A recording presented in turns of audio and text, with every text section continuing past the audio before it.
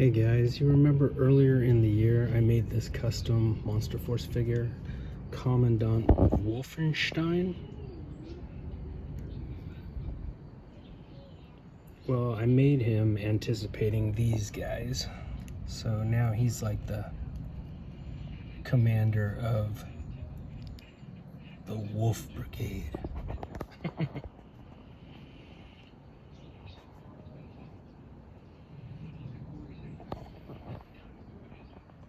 I just wish these didn't cost so much. I'd like to have 6 or 7 more of them, but